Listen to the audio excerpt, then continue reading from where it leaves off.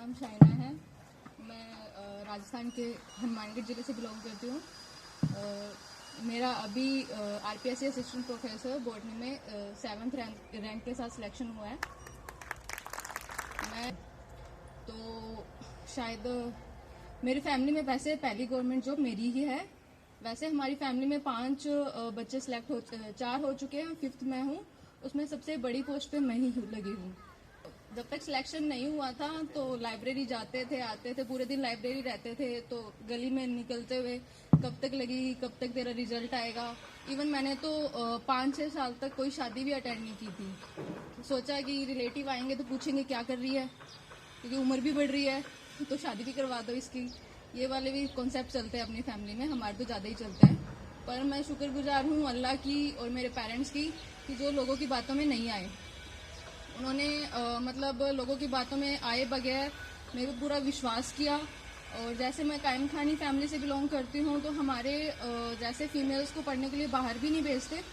तो मेरी फैमिली में मैं पहली लड़की हूँ जो बाहर निकली है और प्रिपरेशन की है। और इतनी मैं तो अब समझती हूँ कि मैं सच में बहुत बड़ी पोस्ट पे लगी हूँ। अभी तक घर में ऐसे मतलब बधाई देने वालों की लाइन लगी हुई है। मोहल्ले में तो ऐसे पता ही नहीं था कि इनकी कोई छोटी बेटी भी है क्या घर में। जैसे ही नाम पता चला, घर में पटाखे बजे, तब सभी आए तो बहुत अच्छा फील हुआ।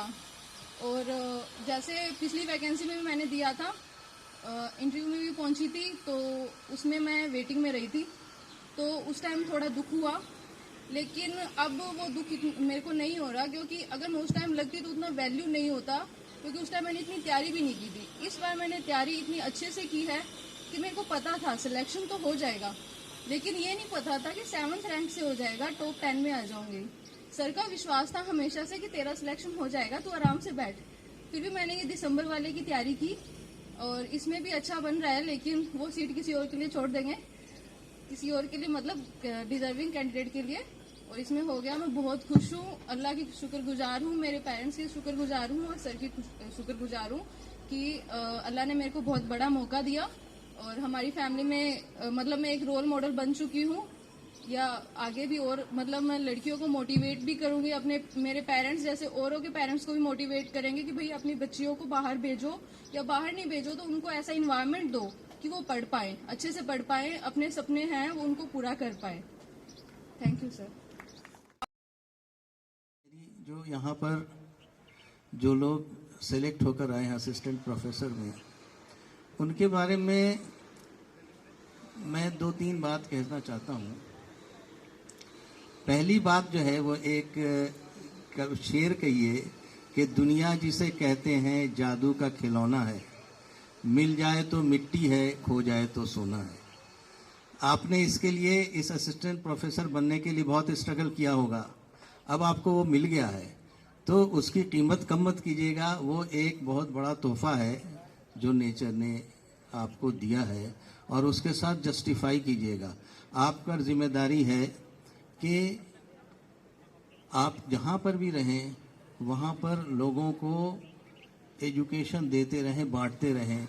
ये ऐसी चीज़ है, एजुकेशन नॉलेज ऐसी चीज़ है कि दूसरी ऐसी चीज़ें जो बांटने से शायद कम होती हैं, लेकिन एजुकेशन नॉलेज ऐसी चीज़ है जिसको जितना बांटिए उतना बढ़ती जाती है। तो इसे ज़्यादा से ज़्यादा बांटें और ज़्यादा से ज़्यादा बढ़ाएं।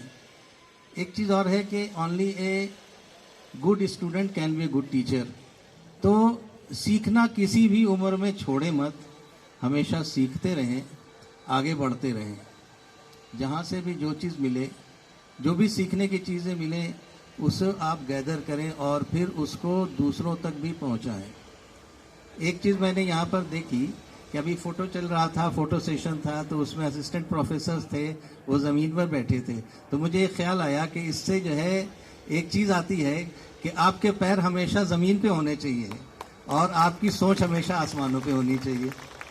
तो इसको हमेशा नहीं छोड़ें कि आप हमेशा अपने पैर ज़मीन पर टिका कर रखें, उसको मत छोड़ें, वरना गिरने का चांसेस रहते हैं।